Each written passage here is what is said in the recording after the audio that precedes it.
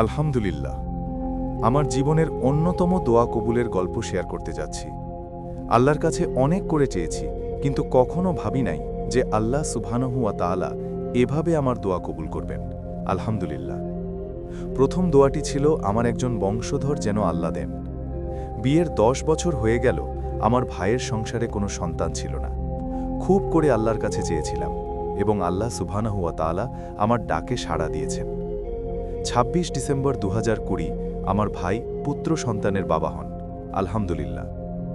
দ্বিতীয় দোয়াটি ছিল দ্রুত বৈবাহিক বন্ধনে আবদ্ধ হওয়া।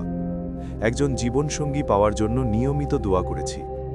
২৬ ফেব্রুয়ারি ২০২১ বৈবাহিক বন্ধনে আবদ্ধ হই। আলহামদুলিল্লাহ।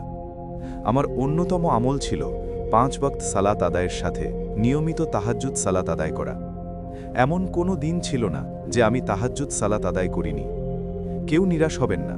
আল্লাহ সুবহানাহু ওয়া তাআলার কাছে চাইতে থাকবেন। ইনশাআল্লাহ আল্লাহ সুবহানাহু ওয়া তাআলা অবশ্যই আপনার ডাকে সাড়া দেবেন। এটি এক বোনের দোয়া কবুলের গল্প।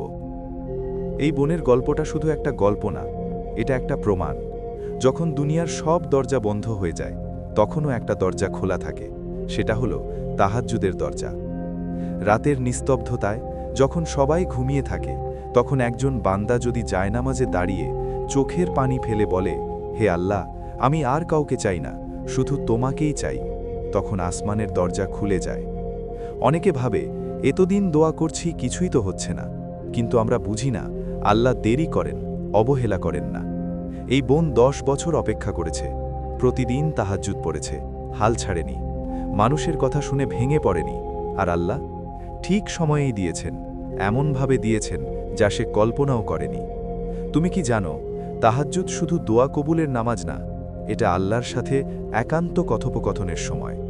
রাসূলুল্লাহ সাল্লাল্লাহু আলাইহি ওয়াসাল্লাম বলেছেন, রাতের শেষ তৃতীয়াংশে আল্লাহ তাআলা প্রথম আসমানে নেমে এসে বলেন, কে আছে যে আমার কাছে চাইবে, আমি তাকে দেব।